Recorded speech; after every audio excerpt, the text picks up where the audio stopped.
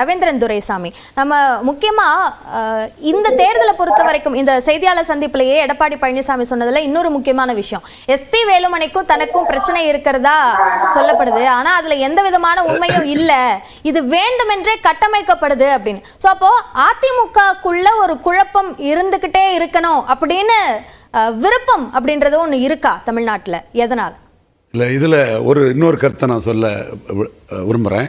தம்பி சொன்ன மாதிரி 15% தான் நான் சொன்னேன். தம்பிக்கு என்னன்னு ஒரு வருடம் 10 மாதத்தில் நிறைவேறலாம், நிறைவேறாமல் போகலாம். அது உண்மைதான். தம்பி கொஞ்சம் சுட்டி காட்ட கருத்து.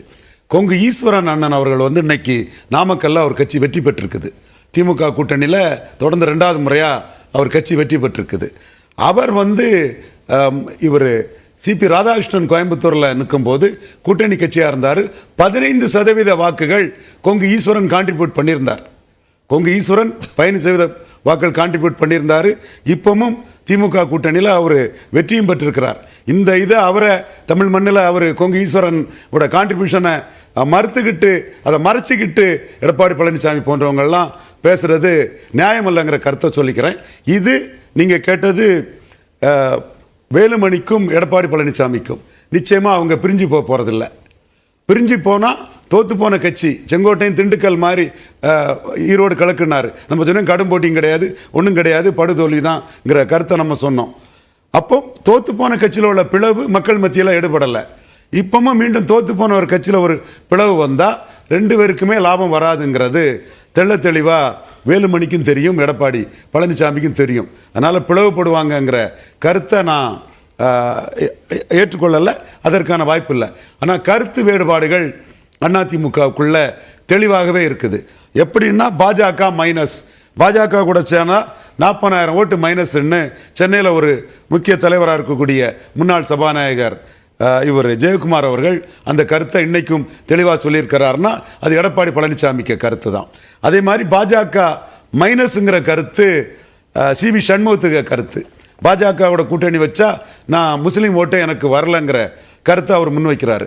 திராவிட இயக்க பற்றாளர்கள் தம்பி அக்னீஸ்வரன் போன்ற அதிமுக ஆதரவு எண்ணம் கொண்டவங்களோட கருத்தும் பாஜக மைனஸு, கடுமையான மைனஸு, அது 2021 தோக்கிறதுக்கு அதுதான் காரணம். 18% கிறிஸ்தவ முஸ்லீம்கள் இருக்கிறாங்க, 5% நம்ம தோற்றுருக்கோம்னா 2006 புரட்சி தலைவி அம்மா தோற்றதுக்கும் முத்தமிழ் அறிஞர் கலைஞர் 2001 தோற்றதுக்கும் 21 தோற்றதுக்கும் பாஜக கூட்டணி தான் காரணம், கிறிஸ்டின் முஸ்லீம் ஓட்டு எதிராக போனதுதான் காரணங்கிற கருத்து இவர்கள்ட்ட பலமாட்டே இருக்குது. அதைத்தான் இன்னைக்கு எந்த காலமும் பாஜக கூட கூட்டணி இல்லைங்கிறத ஆணித்தரமாக ஜெயக்குமாரும் எடப்பாடி பழனிசாமியும் சொல்லியிருக்கிறாங்க.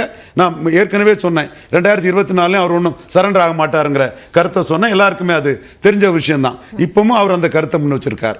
ஆனால் பாஜக மைனஸ் அல்ல என்ற கருத்து வேலுமணிக்கும் தங்கமணி போன்றவர்களும் அந்த கட்சிக்குள்ள இருக்கு.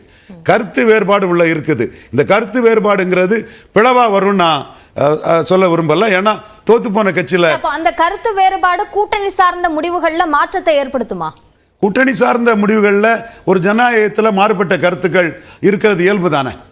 அது இந்த இடத்துக்குள்ள மாறுபட்ட கருத்துக்கள் ஒவ்வொருவர்களும் தங்கள் இருக்கக்கூடிய இடத்தை மையமாக வச்சு தங்களுடைய அரசியலுக்கு எது சரிங்கிறத மையமாக வச்சு சிபி சண்முகம்னா முஸ்லீம் ஓட்டே வரல, நான் தோத்தேன். கேபி இவர் ஜெயக்குமார்னா 40% கிறிஸ்டின் அந்த ஓட்டுகள் வரல, நான் தோத்தேன், அதனால பிஜேபி இந்த பக்கமே வேண்டான்னு.